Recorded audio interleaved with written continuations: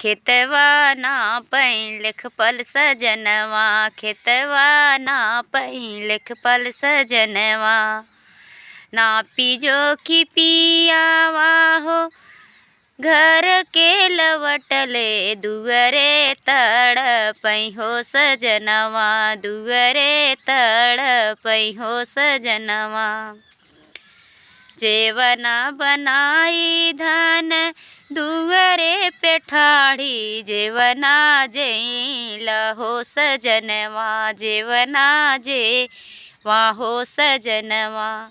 कैसे के जेई धन तोहर जेवनवा, छूटल जाता हो नौकरिया, छूटल जाता हो नौकरिया। आगिया लगाऊं पिया तोहरी नौकरिया, बीतल जाता हो उमरिया, बीतल जाता हो नौकरी उमरिया।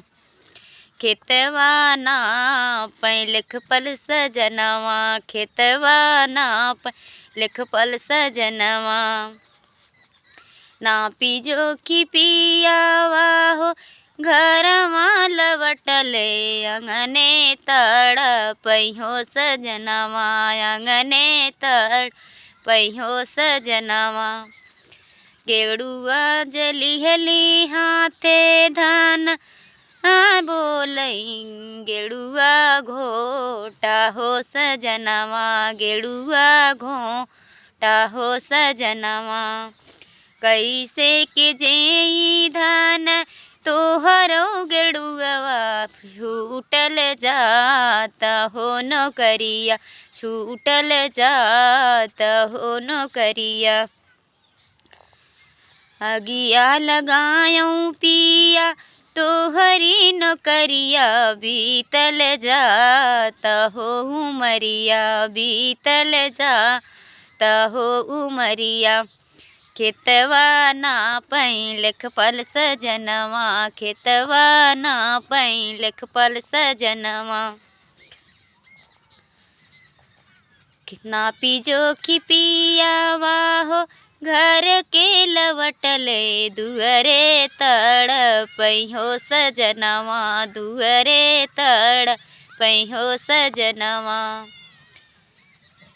घर में से निकली धन लिहले बिरवा, बिरवा कूचा हो सजनवा, बिरवा कूचा हो सजनवा। कैसे के कूची धन तोहरो बिरवा, छूटल जाता हो नौकरिया, छूटल जाता हो नौकरिया। आगिया लगाऊं पिया तोहरी नौकरिया, बीतल जाला हो उमरिया, बीतल जाता हो उमरिया। खेतवा नापई लिख पल सजनवा, खेतवा नापई लिख पल सजनवा।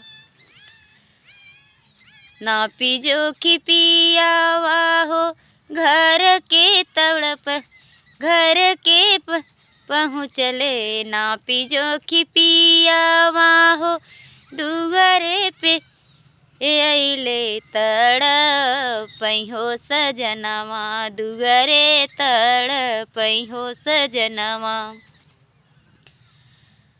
घर में से निकली हो धन आसन मार हो सजनवा, बैठी से जिया सोवा हो सजनवा।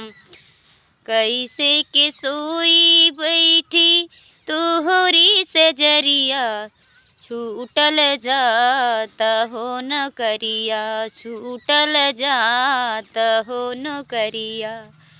से जिया सोवे में धन होई जल दरिया, छूटल जाता हो नौकरिया, छूटल जाता हो नौकरिया।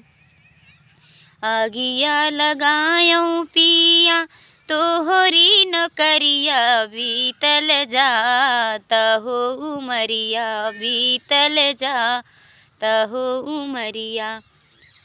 हेलो दोस्तों, बहुत ही प्यारा गीत आप लोग ज़रूर सुने। और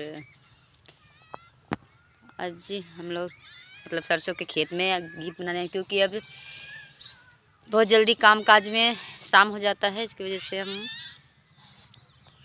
सरसों के खेत में आकर बनाए हैं। और ज़रूर से ज़रूर आप लोग सुनिएगा और कमेंट में ज़रूर बताइए कैसा लगा।